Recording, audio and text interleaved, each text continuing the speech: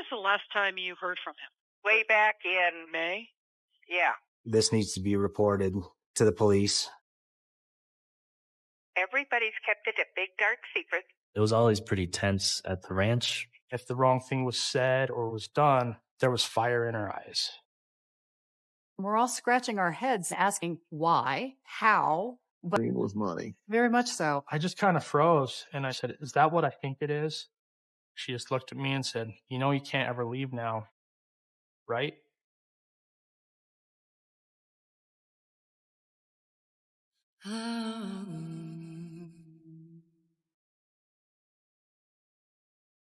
Here's Josh Mankiewicz with Trouble. He evaporated.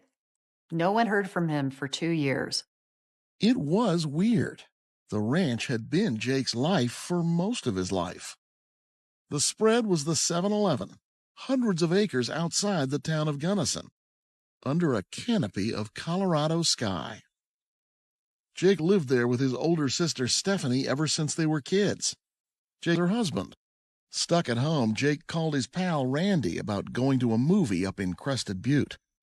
After the movie, they hit a couple of bars, played some pool, and parted ways around midnight. There aren't a million things to do in Gunnison, and this all seemed routine. It turned out not to be. The next morning, I woke up.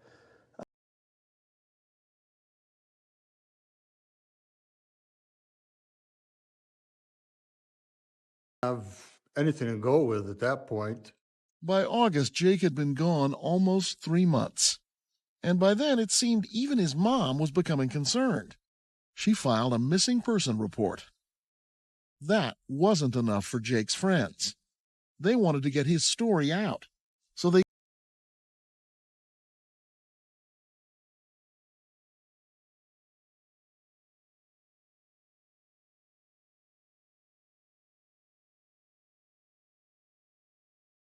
back to her interview with Jake's mom, and to something Deb had. Coming up, I just kind of froze and I just said, "Is that what I think it is?" a macabre discovery followed by a terrifying threat. She just looked at me and said, "You know you can't ever leave now, right?" When Dateline continues.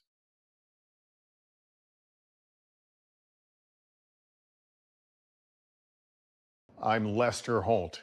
Thanks for joining us.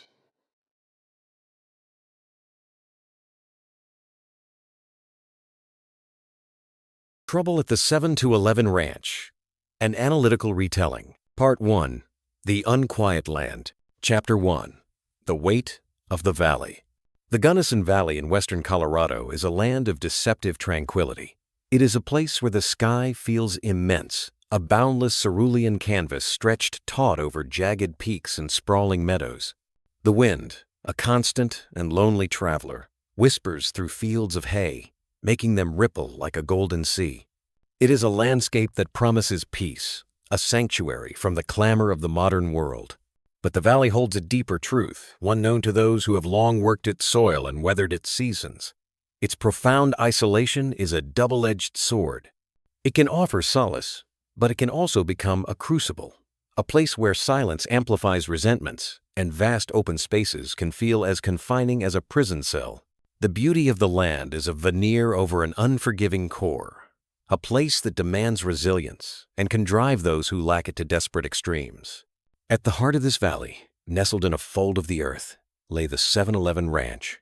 Spanning hundreds of acres, it was a world unto itself, a kingdom of whispering aspens, rugged pastures, and the ceaseless, demanding rhythm of ranch life.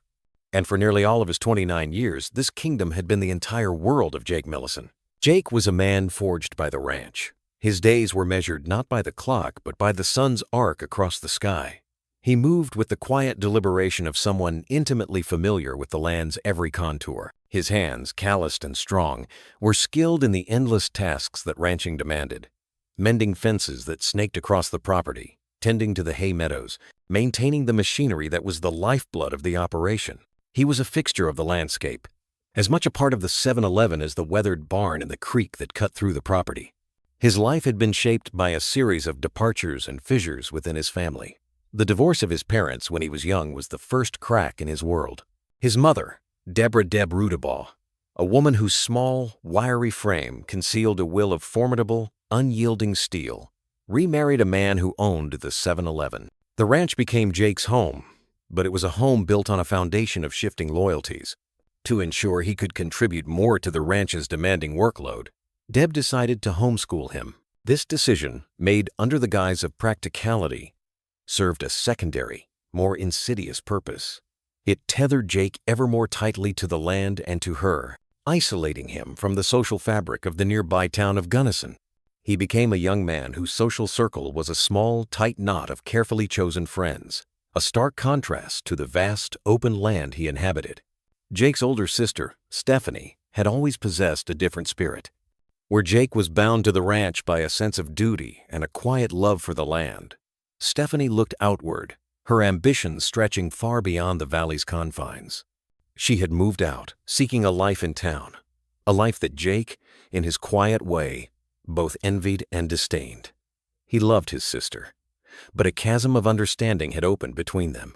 This chasm widened into a canyon when she married David Jackson. To Jake, David was the embodiment of everything transient and untrustworthy. A man who worked the carnival circuit, running a paintball booth when the fair came to Gunnison, he was in Jake's estimation a carny. The word was more than a descriptor. It was a judgment. It spoke of a rootless existence, a life of cheap thrills and questionable substance. Jake believed his sister, bright and capable, could have done better. His disapproval was a quiet but constant hum in the background of their family dynamic, a source of friction that never truly dissipated.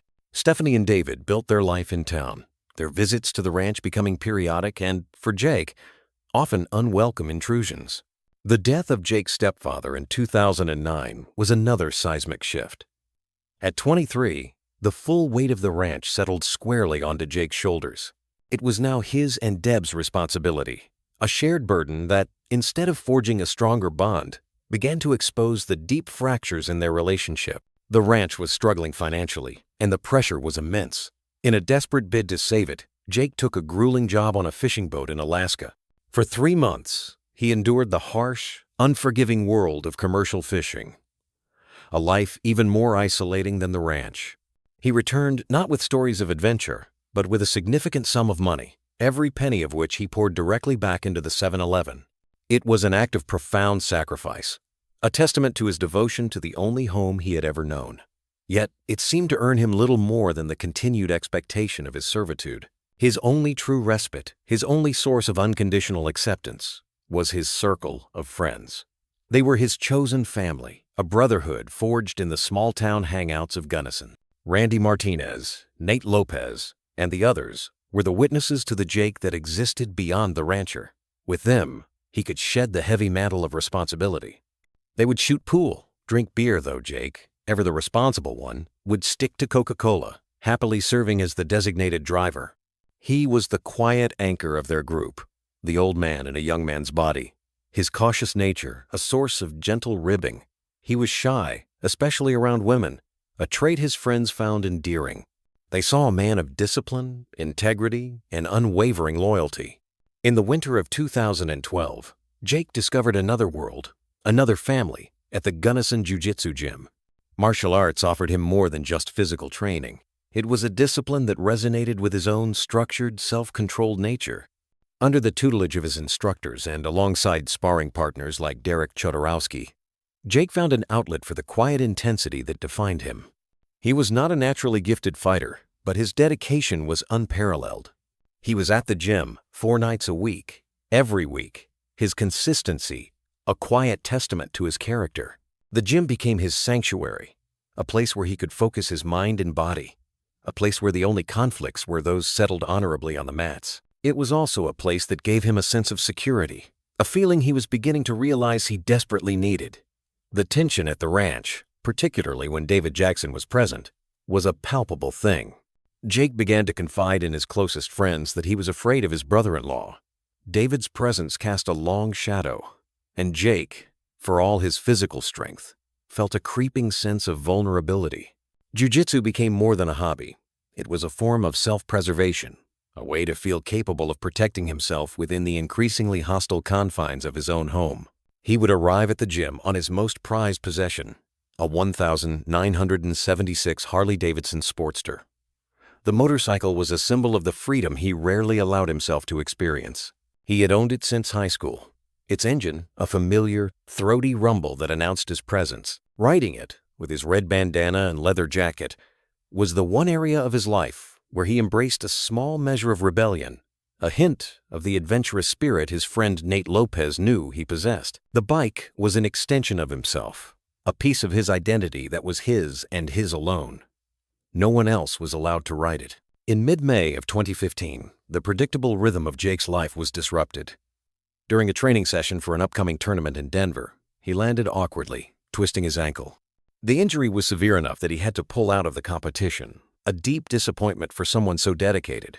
Confined to the ranch, nursing his injury, a sense of stagnation and frustration began to settle over him. On the evening of Friday, May 15th, he broke the monotony by calling his friend Randy. They decided to drive up to Crested Butte to see a movie, a simple, normal night out. Afterward, they stopped at a couple of bars, played some pool, and went their separate ways around midnight. It was an entirely unremarkable evening, the kind of night that should have faded into the repository of mundane memories. It would be the last time any of his friends ever saw him. The next morning, Randy woke up with a vague plan to hang out with Jake again. He sent a text.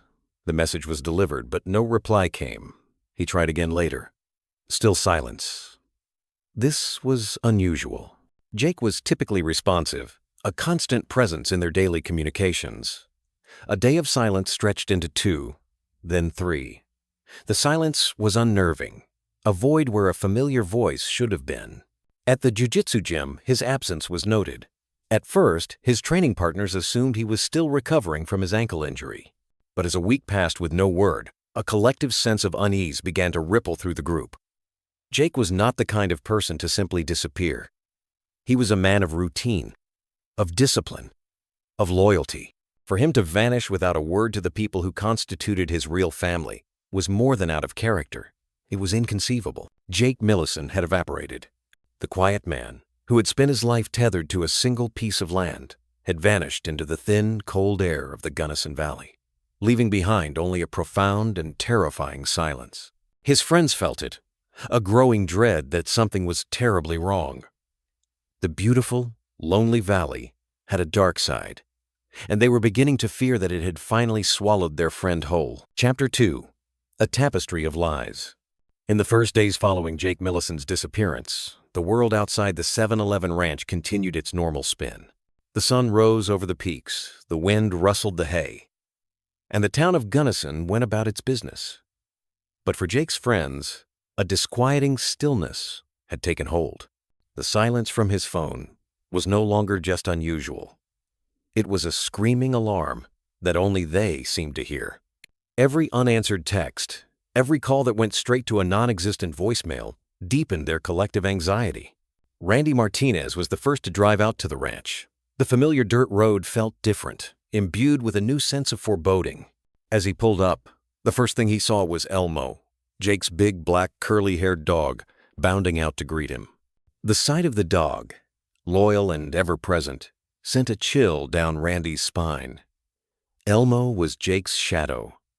The two were inseparable. If Elmo was here, Jake should be here. It was a simple, immutable law of life at the 7-Eleven.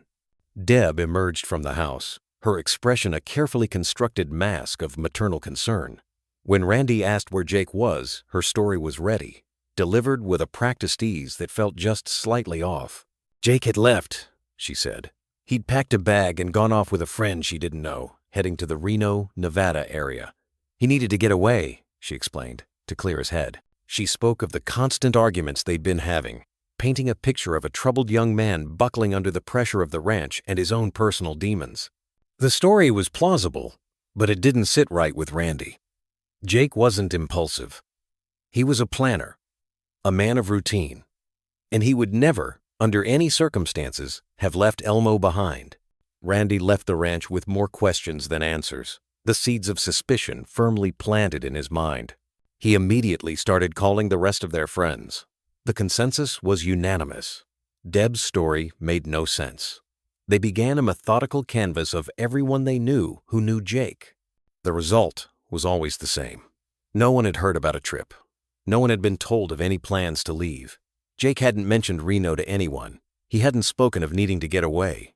The tapestry of lies was just beginning to be woven, but his friends could already see the frayed edges. After 10 days of agonizing silence, the group decided that official action was needed. Jared Hooks, a fellow jiu-jitsu practitioner and, crucially, a sergeant with the Mount Crested Butte Police Department, took it upon himself to make the call. His law enforcement credentials, he hoped, would lend weight to their concerns. He contacted the Gunnison County Sheriff's Office, relaying the friends' fears and the strange circumstances of Jake's disappearance. The report landed on the desk of Undersheriff Mark Michal.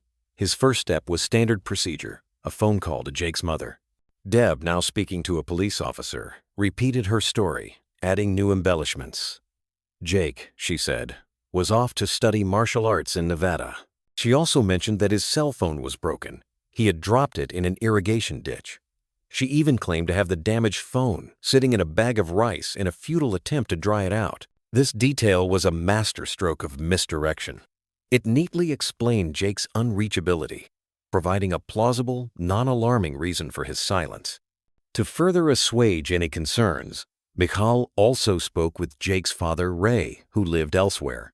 Ray confirmed that Jake had a history of taking off abruptly, referencing the Alaska fishing trip and occasional camping excursions.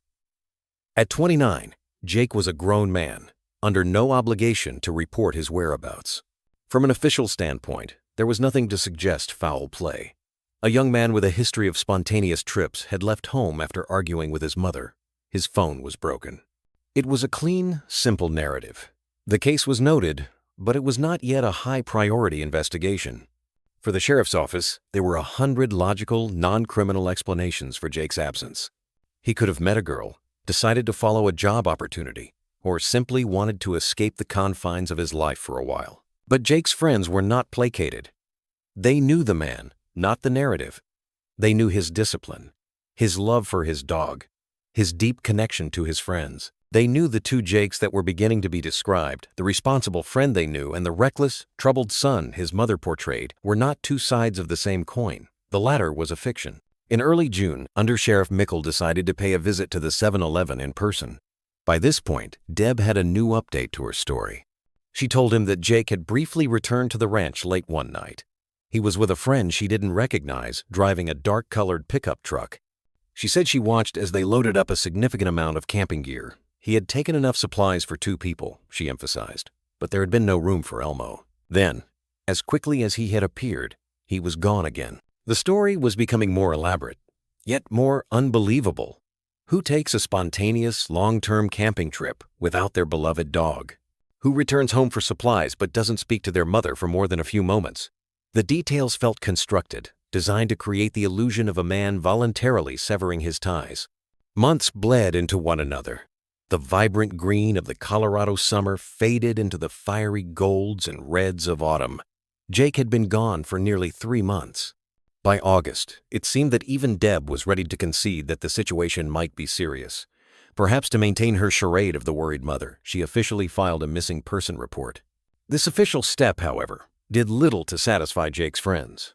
They felt the investigation was languishing, their concerns dismissed. They decided to take matters into their own hands, to force the community to pay attention.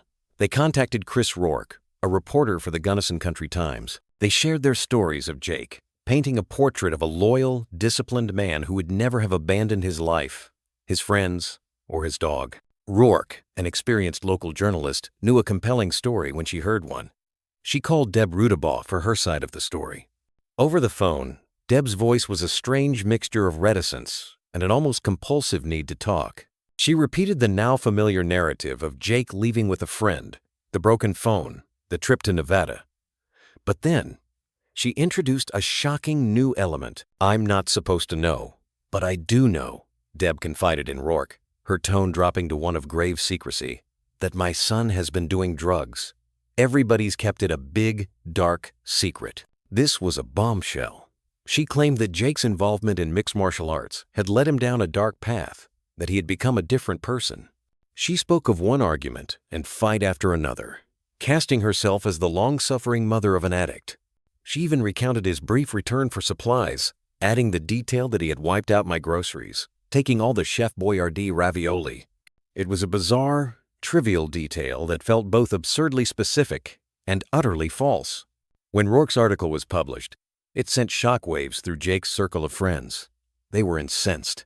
The story presented two conflicting portraits of Jake Millison, the disciplined martial artist and friend, and the irresponsible drug addict who had run away from his problems. They knew the latter was a malicious fabrication, a character assassination designed to explain his absence and deflect suspicion. They saw it for what it was, a desperate attempt by his family to control the narrative. Their anger galvanized them. They created a Facebook page titled, "Where is Jake Millison?" turning their private grief and suspicion into a public campaign for answers. The page became a hub for friends to share memories, post photos, and demand action from law enforcement. They systematically dismantled the lies his family was telling, countering the drug addiction claims with stories of his discipline and dedication. Meanwhile, back at the ranch, life was changing. With Jake gone, the illusion that Stephanie and David Jackson were merely occasional visitors began to crumble. They were at the ranch more and more frequently, and David, the man Jake feared, was now making himself at home in Jake's world. A photo surfaced on David's Facebook page that struck Jake's friends like a physical blow. It showed David Jackson, a triumphant smirk on his face, sitting astride Jake's prized Harley-Davidson. For anyone who knew Jake, this image was a desecration. It was more than just a man riding a motorcycle. It was a profound violation. It was a statement of dominance, a symbolic act of conquest. Jake would have sooner set the bike on fire than let David Jackson ride it. That picture was a turning point. It extinguished the last faint embers of hope they might have harbored. It told them, in a language clearer than words, that Jake was not in Reno, he was not on a camping trip, and he was not coming back. Ever. The family's web of deceit was not just a cover for a man who had left. It was a shroud over a man who was gone forever. Part 2. The Watcher on the Ranch. Chapter 3. A New Hand. In the spring of 2016, nearly a year after the silence had fallen over Jake Millison's life, a new player arrived at the 7-Eleven ranch, an unwitting observer who would soon become a reluctant keeper of its dark secrets. His name was Jeremy McDonald, and his connection to the unfolding drama was through David Jackson, a man he had known since they were boys. The call from Dave came out of the blue. His tone was casual, masking the significant shift that was taking place. He explained that Jake's mom, Deb, had been diagnosed with an aggressive form of cancer and had recently undergone major surgery. She was no longer capable of running the ranch on her own. As a result, Dave, Stephanie, and their 8-year-old son were moving back to the ranch permanently to take over. He offered Jeremy a deal, a place to live, in exchange for his labor. The ranch, Dave said, was in a state of disrepair, and he needed a reliable hand to help him fix it up, to turn it back into a profitable enterprise with guest cabins and hunting leases. For Jeremy, the offer was appealing. He was at a crossroads in his own life, and the prospect of steady work and a roof over his head, set against the backdrop of the beautiful Colorado landscape, seemed like a good opportunity. He accepted, packed his bags, and moved into a trailer on the property, ready to embrace a new chapter. The reality of the 7-Eleven ranch was far from the idyllic picture David painted. From the moment Jeremy arrived, he was struck by the oppressive atmosphere of neglect. The place was a wreck. Junk and clutter were strewn everywhere, as if the entire property had become a repository for decades of forgotten and broken things. Buildings sagged, fences were down, and a palpable sense of decay hung in the air. It was a project far larger and more daunting than he had anticipated. Still, he was a friend, and he had made a commitment. He decided to stick it out. His introduction to the matriarch of the ranch, Deb Rudabaugh, was an unsettling experience. He had never met her before, and his first impression was of a woman who seemed to shrink from the world. She was small and reclusive, but beneath her quiet exterior, Jeremy quickly sensed a current of something sharp and cantankerous. Her personality, likely exacerbated by her illness and the constant pain she was in, was abrasive and controlling. This became starkly evident during their early attempts to clean up the property. Jeremy and Dave were clearing out a dilapidated building that housed old, rotting furniture. They began hauling out a pair of couches that were not just ruined but were a biohazard, covered in years of accumulated rat feces and filth. As they dragged them towards a burn pile, Deb emerged from the main house, her small frame trembling with rage. She began screaming at them, her voice shrill and commanding. She wanted to keep the couches. She insisted they were salvageable. Her logic was non-existent, her fury absolute. To Jeremy, it was a glimpse into a mind that seemed to operate on a different plane of reality, one where hoarding and control were paramount. He chalked it up to a bizarre eccentricity, the behavior of a crazy old woman. He didn't yet understand that her need to control everything on the ranch, from its people to its refuse, was a central pillar of the family's pathology. If Deb was overtly strange, Stephanie was a far more complex and unsettling study. To the outside world, and even to Jeremy in his first weeks there, she presented a facade of a pleasant, capable woman. She could be charming, friendly, and seemingly normal. But Jeremy soon discovered that this persona was a fragile mask. He learned that there was a switch inside her, a trigger that, when tripped, could transform her in an instant. If something was said or done that displeased her, her friendly demeanor would vanish, and her eyes would flash with a cold, hard fire. It was a sudden, chilling transformation, a glimpse of a deep and volatile anger lurking just beneath the surface. This was the Stephanie that Jake had known and feared. The topic of Jake's disappearance was treated with a strange and unnerving nonchalance by the family. They told Jeremy the same story they told everyone else. Jake had simply left. He had disappeared one day and never came back. Since Jeremy had never met Jake, he had no reason to doubt them, at least not at first. He accepted their narrative, filing it away as just another piece of the family's odd history. Over time, however, the stories began to shift and mutate. The explanations for Jake's absence became more fantastical. During dinner conversations, which Jeremy now shared with the family every night, the topic would sometimes surface. Stephanie might mention that her mother had heard he was in Portland or Seattle. A week later, the city would change. Then, Deb introduced an even more outlandish theory. She began to suggest, with a straight face, that Jake might be in the Witness Protection Program. This, she claimed, would explain why he couldn't contact them. He was living under a new name, somewhere else in the country, for his own safety. The theories were so bizarre that Jeremy didn't know how to react. He listened, a silent participant in their collective delusion. The family even seemed to entertain the idea that Jake might be dead, but they spoke of it in detached, hypothetical terms, as if discussing a character in a movie. Perhaps he'd had an accident while camping, they'd muse. Perhaps he'd met with foul play at the hands of strangers. One evening, caught up in the surreal nature of the conversation, Jeremy decided to throw out his own theory, intending it as a dark, sarcastic joke. "What if Deb did it?" he said, a small smirk on his face, and buried him in the backyard. The reaction was instantaneous and terrifying. The air in the room seemed to crystallize. Dave froze, his fork halfway to his mouth, but it was Stephanie's transformation that seized Jeremy with a cold dread. The pleasant mask she wore didn't just crack, it shattered. The fire he had seen before erupted in her eyes, but this time it was not just anger. It was something colder, more dangerous. The entire demeanor of the dinner table shifted from awkward to menacing in the space of a single heartbeat. Jeremy felt as if he had stumbled into a hidden minefield and stepped directly on a pressure plate.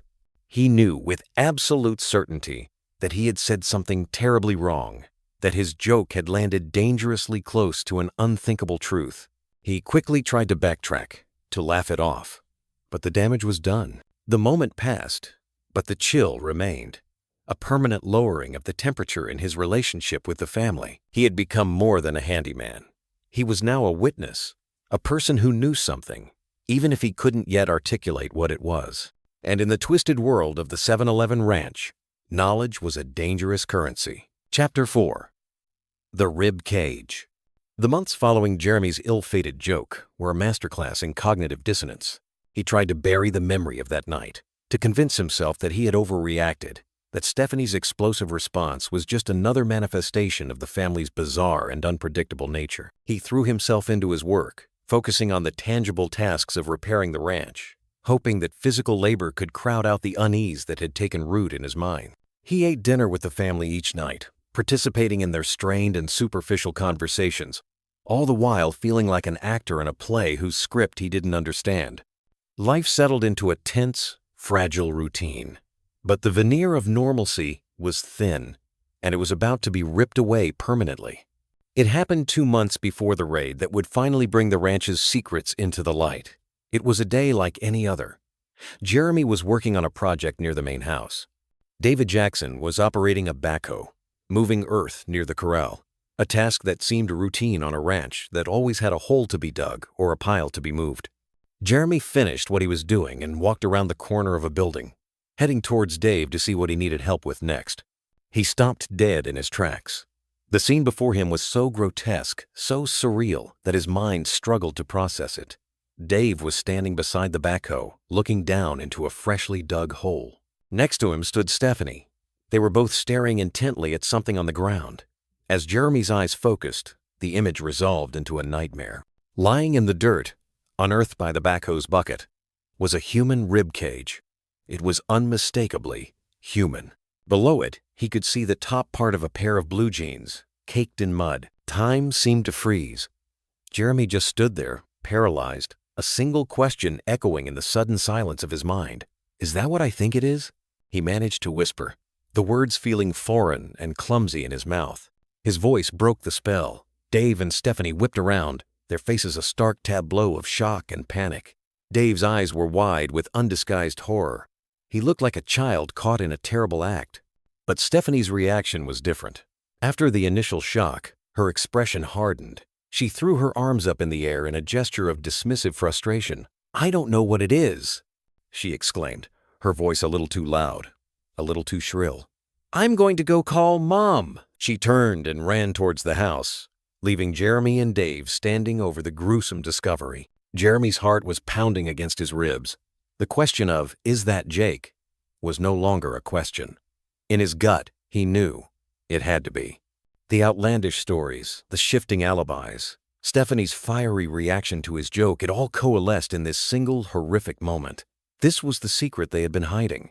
This was the truth buried beneath their lies. A few minutes later, Stephanie returned, her composure regained, a new, more plausible lie at the ready. "It's a bear," she announced, her voice firm, authoritative. "Or maybe some other wild game that Jake shot illegally and buried so he wouldn't get caught. Mom says to just cover it back up."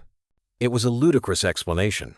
Jeremy was no forensics expert, but he knew what a human rib cage looked like.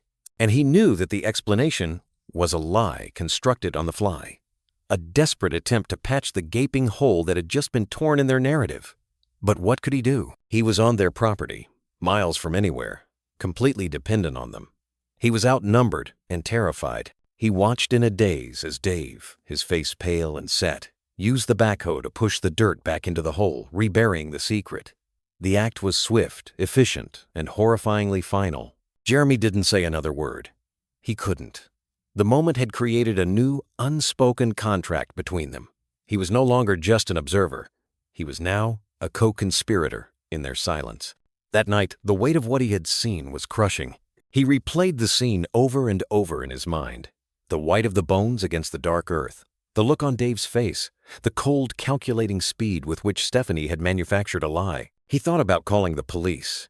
The impulse was strong, a desperate cry from the part of him that still understood right and wrong. But then he thought of Stephanie's eyes. He thought of her son, the innocent 8-year-old boy who ate dinner with them every night, who would be dragged into this nightmare. And he thought about his own safety. His fears were confirmed later that evening. The family was gathered, the atmosphere thick with unspoken tension. Stephanie approached him, her voice low and even, but with an unmistakable undertone of menace. Dave was nearby, a silent, hulking presence. "You know you can't ever leave now, right?" she said. It wasn't a question. It was a statement. It was a threat. In that moment, Jeremy understood the true nature of his situation. He was a prisoner, bound not by chains, but by a secret that was as dangerous as a loaded gun. The beautiful, sprawling ranch had become his cage. He didn't sleep for the next 2 nights, his mind racing, every creak of the trailer, every rustle of the wind outside, sounding like a potential threat. He had stumbled upon the monster at the heart of the labyrinth, and now he was trapped inside with it. His moral compass was spinning wildly, torn between the instinct for self-preservation and the horrifying knowledge of what lay buried just a few hundred feet from where he lay awake, listening to the silence of the unquiet land. Part 3. The Unraveling. Chapter 5. The Persistent Prosecutor. While Jeremy McDonald was living in a state of quiet terror at the 7-Eleven ranch, the gears of justice, though grinding slowly, had finally begun to turn in Gunnison. The relentless pressure from Jake Millicent's friends had succeeded in keeping the case from being buried in a cold case file. Their constant calls, their social media campaign, and their unwavering certainty that Jake had met with foul play had created enough noise to be heard. In the fall of 2016, the case file, now thick with inconsistent witness statements and unanswered questions, landed on the desk of Jessica Wagoner, a deputy district attorney for Gunnison County. Wagoner was not an outsider. She had been born and raised in the valley. She understood its rhythms, its people, and the way its isolation could breed secrets. As she began to read through the file, she was immediately struck by a glaring anomaly. In almost every missing person case she had ever seen, it was the family who were the most ardent advocates for the missing, the ones pushing law enforcement, demanding answers. In the case of Jake Millicent, the dynamic was inverted. The family was actively working to quell the investigation, offering a rotating carousel of dismissive explanations, while the friends were the ones sounding the alarm. This inversion was a massive red flag. Wagoner began to dig, re-interviewing Jake's friends herself. She listened to their stories of his discipline, his kindness, his fierce loyalty. They told her about his fear of his brother-in-law, David Jackson, and how his jiu-jitsu training was as much about self-defense as it was a hobby. They showed her the picture of Dave on Jake's Harley, explaining the deep violation it represented. Their testimony was consistent, heartfelt, and credible. They painted a portrait of a man who was the polar opposite of the reckless drug addict his mother, Deb, had described to the media. Armed with this foundation, Wagoner turned her analytical gaze to the family. She started with Stephanie Jackson's social media. What she found was deeply disturbing. Just a few days after her brother had vanished, Stephanie had made a cheerful celebratory post on Facebook. Big things are happening for the Jackson family. A few days after that, another one. Do you ever hear such great news in the morning that you can't stand it? One of her friends had even commented, "Oh, Jake's gone." The posts, viewed in the context of a missing brother, were not just inappropriate, they were incriminating. They read like the triumphant announcements of someone who had just been freed from a long-standing obstacle. Wagoner cross-referenced the various stories the family had told. Deb had consistently told law enforcement that Jake had gone to Reno, but Stephanie had been telling friends and other family members that her mother had said Jake was in Portland or Seattle. The cities changed, and the reasons for his departure shifted with each telling. It was a classic sign of a poorly coordinated lie. If there were a shred of truth to their story, the details would have remained consistent. The investigation now had a clear focus. The Colorado Bureau of Investigation, CBI, was brought in to assist, providing a level of resources that the local sheriff's office couldn't muster on its own. They began the painstaking process of searching for any digital or financial footprint left by Jake Millicent after the 15th of May, 2015. They subpoenaed bank records, credit card statements, and cell phone data. They checked passport records and DMV databases across the country. The result was a deafening digital silence. Jake Millicent had ceased to exist. He had not used a credit card, withdrawn money from an ATM, made a phone call, or crossed any borders. In the modern world, it is nearly impossible to live completely off the grid without leaving some trace. Jake had left none. The conclusion was inescapable. Jake Millicent had never left the Gunnison Valley. He had most likely never even left the 7-Eleven ranch. Wagoner was now convinced that she was investigating a homicide. The family's narrative was no longer just suspicious. It was an obvious, deliberate, and increasingly clumsy cover-up. The motive, she suspected, was as old as time itself: greed. The 7-Eleven ranch, despite its state of disrepair, was a multi-million-dollar property. It was a significant inheritance, and Jake, who had dedicated his life to it, stood to inherit the lion's share. Stephanie, who had chosen a life away from the ranch, was now poised to take it all. Wagoner began to build a theory of the case. Jake was murdered so that Stephanie could inherit the ranch, and she hadn't acted alone. By the spring of 2017, Wagoner believed she had enough evidence to obtain a search warrant for the ranch. She had a missing person, a clear financial motive, a pattern of deceptive statements from the family, and a total absence of any proof of life. A judge agreed and signed the warrant. But Wagoner knew that executing the warrant presented a formidable challenge. The 7-Eleven was not just a house and a barn.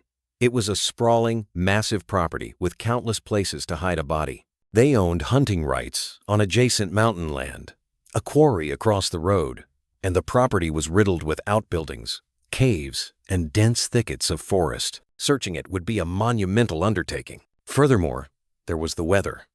In the spring, the Gunnison ground is still frozen solid from the long, harsh winter. Any attempt to search for a clandestine grave would be futile. They would have to wait. Wagoner, a native of the valley, knew she had to be patient and let the seasons dictate her timing. She made the difficult decision to hold off on executing the warrant until the summer, when the ground would be thawed and a proper search would be possible. The waiting was agonizing, but it was a strategic necessity. The killer or killers had had 2 years to conceal their crime. The investigation would only have one chance to uncover it. Wagoner was determined not to fail. The unraveling had begun, and it was now just a matter of time before the threads led them to whatever horrors were buried on that unquiet land. Chapter 6. The Dogs of Summer. As the summer of 2017 reached its peak, the Gunnison Valley was awash in the vibrant life of the high country. Wildflowers dotted the meadows, and the days were long and warm. For Jessica Wagoner and her team, the changing season meant that the time for waiting was over. The ground was soft, and a unique opportunity was about to present itself. Wagoner's local knowledge once again proved to be a critical asset. She was aware of an annual event that took place in the area, an event that would provide her investigation with an unparalleled resource. Every year, some of the most highly trained cadaver dog teams in the country descended on the region.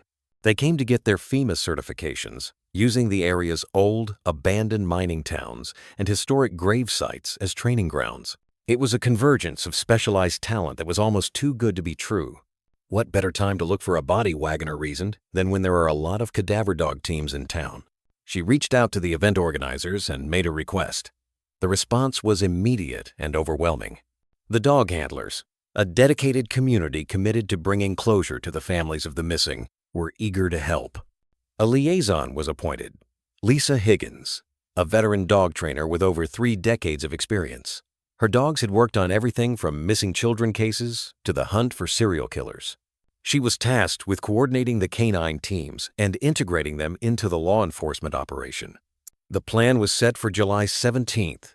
In the cool pre-dawn hours of that Monday, a convoy began to assemble at a staging area about a mile from the 7-Eleven ranch.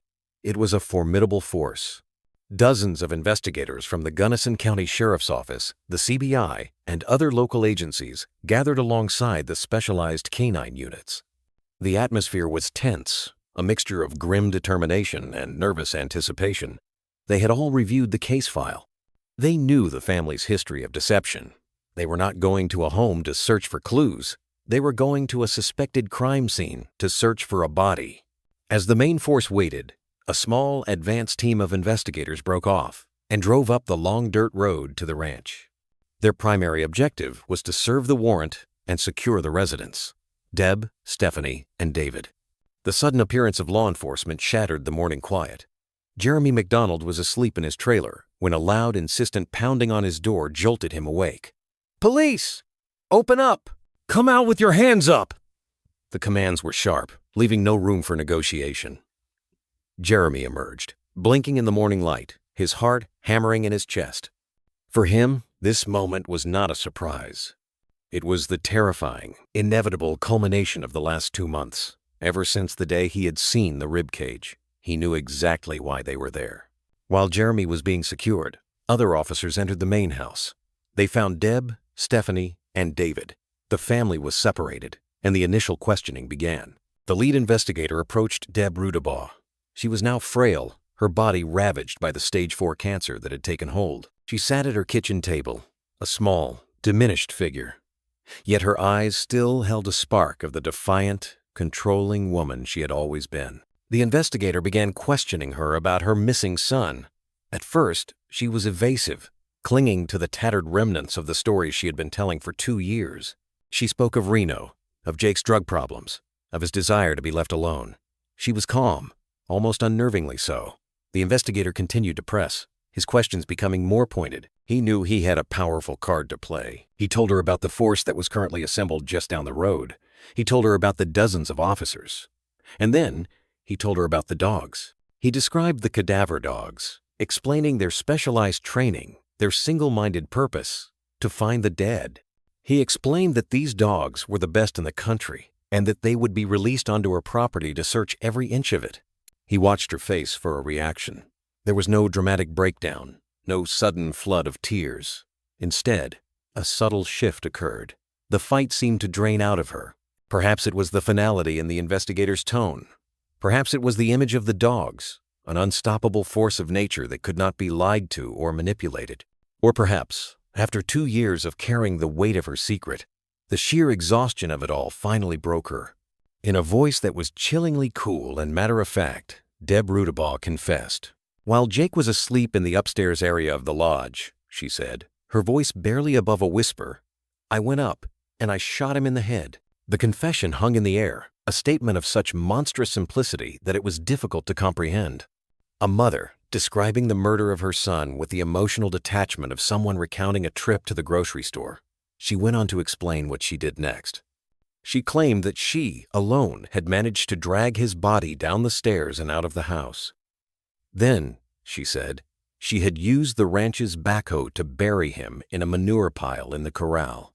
The investigator immediately relayed the information to the command post. The general search of the vast property was now unnecessary. They had a specific location. Lisa Higgins was given the new intelligence. She selected Jack, a skilled German shepherd from West Virginia, for the task. She led Jack and his handler to the corral, the area Deb had indicated. The moment Jack entered the enclosure, his demeanor changed. His body tensed, his nose working furiously, tasting the air, reading the story that the earth had to tell. He moved with purpose, crisscrossing the corral, and then he stopped over a specific spot. He performed his trained final response, the signal that he had found what he was looking for. He sat down, a passive, silent confirmation of the horror that lay buried beneath. A backhoe was brought in, the same machine that had likely buried Jake 2 years prior. As investigators and Jake's friends, who had been allowed to come to the scene, watched in stunned silence, the machine began to carefully scrape away the layers of earth and manure. It didn't take long. Soon, they unearthed a blue tarp and a trash bag. Inside, wrapped in a makeshift shroud, were the remains of Jake Millison. The search was over. Jake was no longer missing. The silence that had haunted his friends for 2 years had finally been broken by the ugly, undeniable truth. A wave of raw emotion washed over the scene. For the investigators, it was a moment of grim satisfaction. For Jake's friends, it was the definitive, soul-crushing end to a nightmare. The closure they had so desperately sought was here, but it brought with it a pain that was sharp and profound. They had their friend back, but not in the way they had ever wanted. The dogs of summer had done their job, and the unquiet land had finally given up its dead. Part 4. The Reckoning. Chapter 7. The Unraveled Confession. The discovery of Jake Millison's body in the corral of the 7-Eleven ranch should have been the final chapter of the investigation. A body had been found. A confession had been secured. In the straightforward world of law and order, arrest should have followed immediately. The palpable sentiment among many on the scene, from the deputies who had worked the case to Jake's friends who stood watching in numb grief, was that the time for questions was over. It was time for handcuffs. But Jessica Wagoner, standing amidst the controlled chaos, felt a profound sense of unease. Deb Rudabaugh's confession was a neat, tidy package, but it was a package that didn't feel right. Wagoner's instincts, honed by years of prosecuting cases and her intimate understanding of the case's players, were screaming that something was wrong. There was a lot of people on scene that wanted that to happen, Wagoner would later recall of the calls for immediate arrests. And I heard a lot of screaming when I said no, but nothing was matching up yet. Her primary doubt centered on the sheer physical impossibility of Deb's story. Deb was a tiny woman, standing barely 5 feet tall and weighing less than 100 pounds. Her body was being systematically destroyed by stage 4 cancer, a battle she had been fighting even before Jake was murdered. Just a week before the killing, she had undergone major surgery. Deb herself had admitted to investigators that for months after the surgery, well into that summer, she was so weak she couldn't lift a gallon of milk without help. The idea that this frail, sick woman could, by herself, move Jake's 180-pound body dead weight down a flight of stairs, drag it outside across uneven ground, and then operate a heavy, cumbersome piece of machinery like a backhoe to bury him was not just unlikely, it was preposterous. It was a logistical and physical fantasy. Wagoner was certain of two things. Deb had help, and she was lying to protect someone. The suspect needle, which had been pointing at Jake's sister for the entire duration of the investigation, swung hard and decisively back to Stephanie Jackson. Wagoner's theory of the case had always been that Stephanie was the architect of this crime, the prime mover, motivated by greed for the multi-million-dollar ranch. She believed Stephanie had manipulated the entire situation, creating the toxic environment that led to Jake's murder. Deb may have pulled the trigger, but Wagoner was convinced that Stephanie had loaded the gun and aimed it. If it was not for Stephanie Jackson, Wagoner stated with conviction, Jacob Millison would be here today. She also believed that Stephanie's husband, David Jackson, was a key player, not in the murder itself, but in the cover-up. He was the muscle, the one who helped dispose of the body and who maintained the wall of silence. Jeremy McDonald's eyewitness account of seeing both Dave and Stephanie with the unearthed rib cage and Stephanie's subsequent threat would later cement this belief. So, on that hot July day, despite having a body and a confession, Wagoner made the difficult and unpopular decision to not make any arrests. The investigation needed to be painstakingly thorough. They needed to build an ironclad case that accounted for the roles of all three suspects. They had to dismantle Deb's self-incriminating, but ultimately false, narrative and prove the conspiracy that lay beneath it. The news that no one had been arrested spread through Gunnison like a wildfire, sparking outrage and confusion. To the community, it looked like a shocking failure of the justice system. Jake's friends were particularly devastated, feeling that the justice they had fought so hard for was being inexplicably delayed. The following months were a whirlwind of intense investigative work. The forensic evidence began to provide the answers that Deb's confession had obscured. The autopsy on Jake's remains confirmed he had died from a single gunshot wound to the head. The slug was recovered from his skull. Ballistics experts at the CBI crime lab were able to match that slug to a specific firearm, a .38 caliber Lady Smith & Wesson revolver. Investigators executed another search warrant on the ranch, this time for the murder weapon. They found the revolver hidden under Deb's bed. Forensic analysis of the gun's handle revealed the final, crucial piece of physical evidence. The DNA on it belonged to Deb Rudabaugh. The physical evidence now supported part of Deb's story. She had in all likelihood been the one to pull the trigger, but the question of who else was involved remained. Investigators meticulously re-interviewed everyone, including Jeremy McDonald, whose testimony about the ribcage and Stephanie's threat became a cornerstone of the case against the sister and her husband. They built a timeline, documented the financial motives, and cataloged the endless lies and contradictions from Stephanie and David. Finally, 7 months after Jake's body was discovered, the case was ready. In February 2018, arrest warrants were issued. One by one, the family that had conspired to hide a murder was brought to justice. Deputies arrested Deb Rudabaugh for the murder of her son. They arrested Stephanie Jackson, the suspected mastermind. And they arrested David Jackson for his role in the cover-up. The reckoning had been delayed, but it had finally arrived. David Jackson was the first to fall.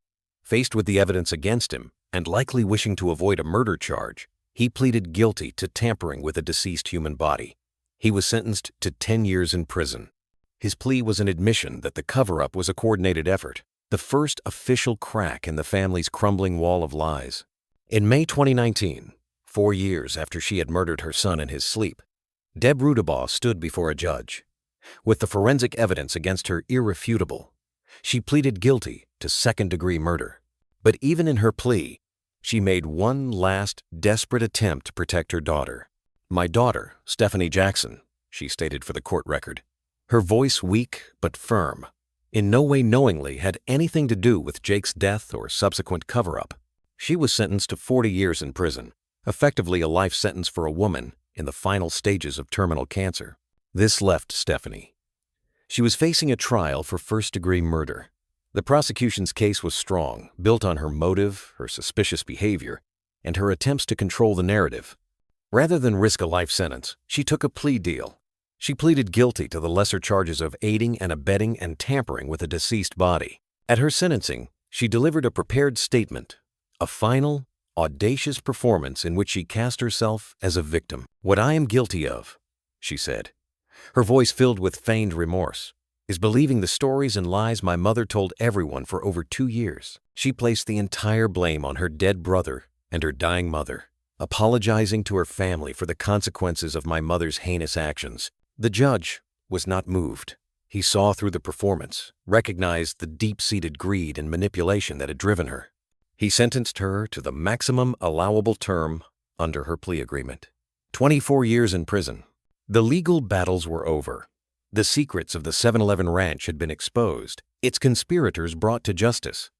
The river of greed that ran through the heart of the family had finally led them all to a desolate shore of conviction and incarceration. Epilogue: The Second Family. In November 2019, Deb Rudabaugh died in a prison hospital, taking the absolute, final details of her son's murder to the grave with her. Whether she was a pawn in her daughter's scheme or a willing co-conspirator in the crime's conception remains a matter of speculation. What is certain is that she was a mother who chose one child over the other, a choice she sealed with a bullet.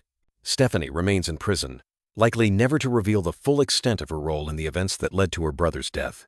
The story of what happened to Jake Millison is a dark and twisted saga of familial betrayal.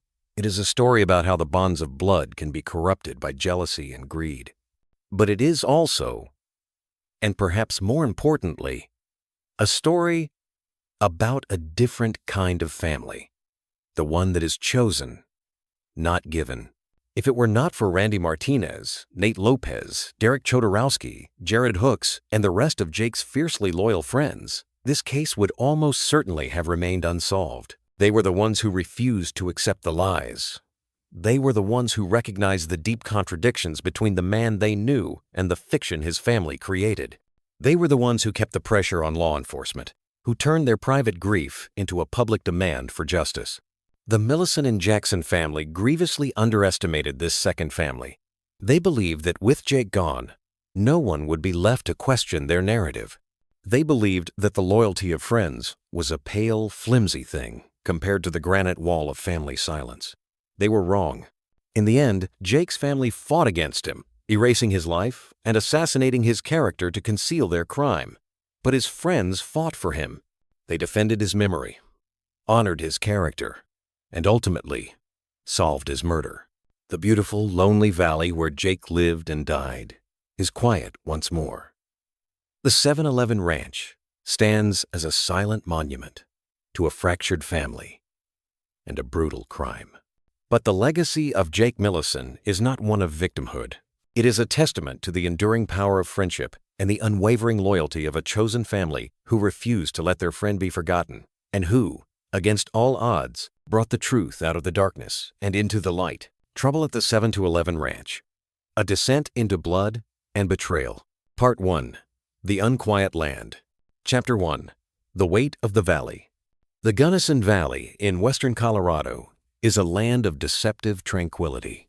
It is a place where the sky feels immense, a boundless cerulean canvas stretched taut over jagged peaks and sprawling meadows that roll toward an infinite horizon. The wind, a constant and lonely traveler, whispers through vast fields of hay, making them ripple like a golden sea, a sound that can mimic the sighs of ghosts. It is a landscape that promises peace, a sanctuary from the clamor of the modern world. But the valley holds a deeper, colder truth, one known only to those who have long worked its soil and weathered its brutal seasons.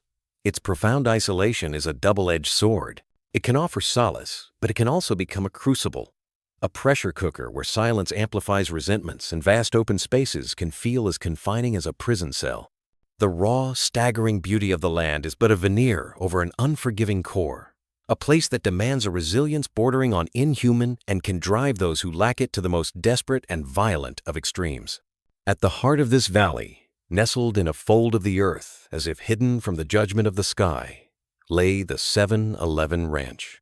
Spanning hundreds of acres, it was a world unto itself, a private kingdom of whispering aspens, rugged pastures, and the ceaseless, demanding, soul-crushing rhythm of ranch life. And for nearly all of his 29 years, this kingdom, with its fading glory and its encroaching shadows, had been the entire world of Jake Millison.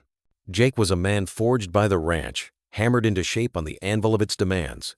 His days were measured not by the ticking of a clock, but by the sun's deliberate arc across the sky, a celestial warden marking his shifts. He moved with the quiet deliberation of someone intimately familiar with the land's every contour, its moods, its secrets. His hands, calloused and strong, were skilled in the endless, repetitive tasks that ranching demanded, mending fences that snaked across the property like ancient sutures holding the land together, tending to the hay meadows under a blistering sun, maintaining the groaning, aging machinery that was the lifeblood of the failing operation. He was a fixture of the landscape, as much a part of the 7-Eleven as the weathered, skeletal barn and the creek that cut a cold, indifferent path through the property.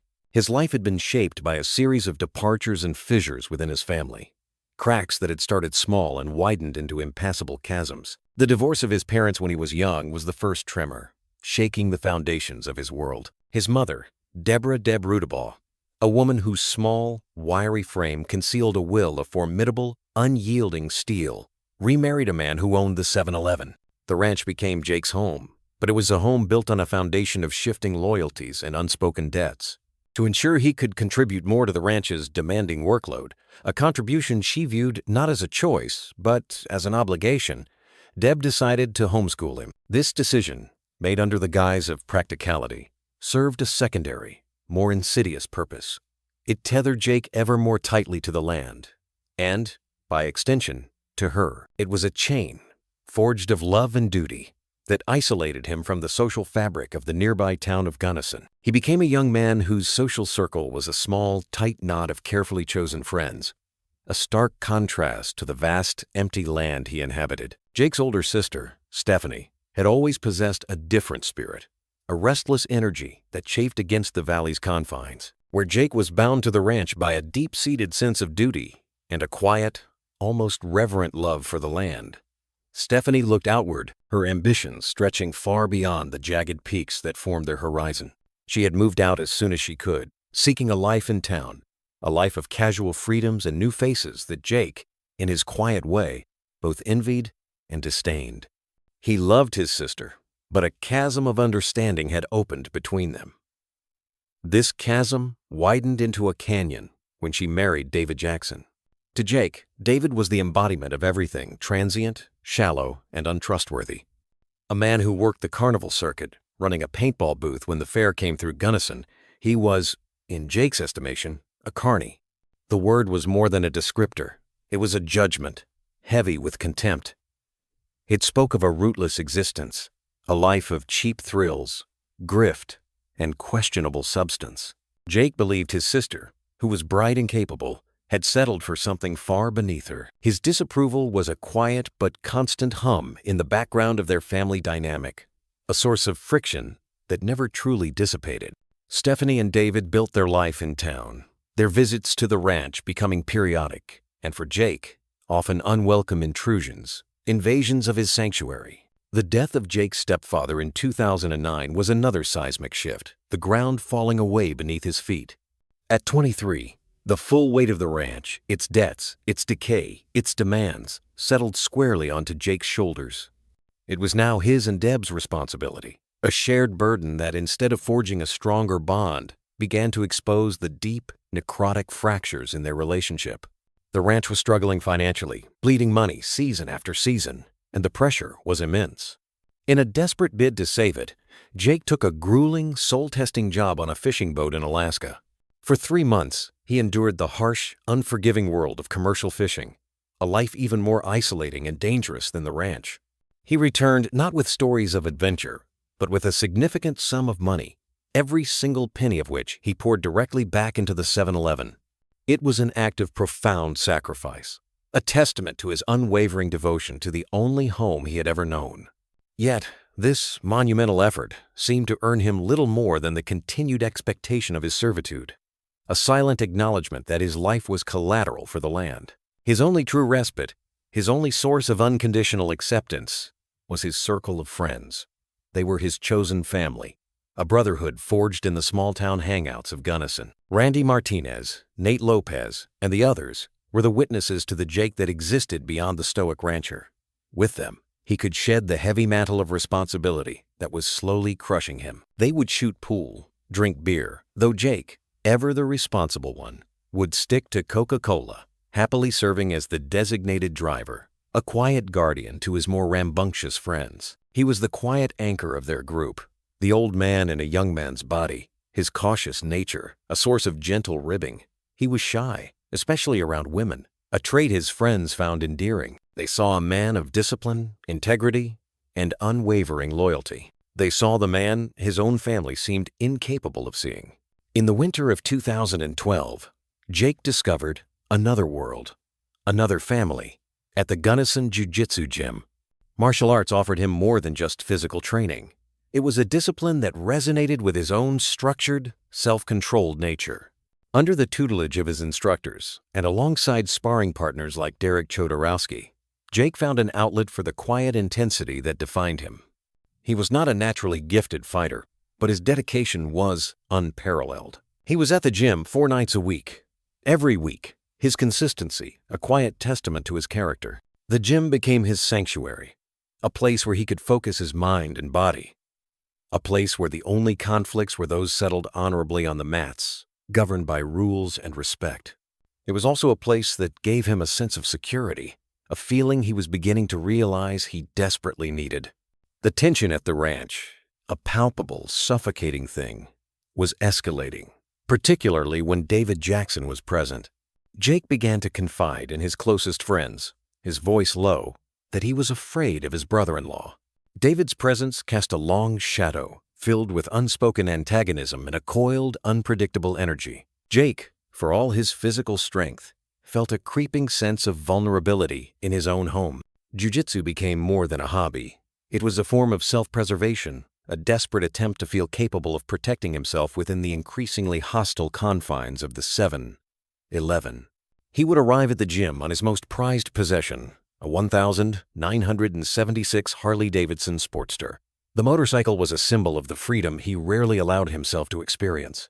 He had owned it since high school, its engine a familiar, throaty rumble that announced his presence, a brief declaration of his own existence. Riding it, with his red bandana and leather jacket, was the one area of his life where he embraced a small measure of rebellion, a hint of the adventurous spirit his friend Nate Lopez knew he possessed.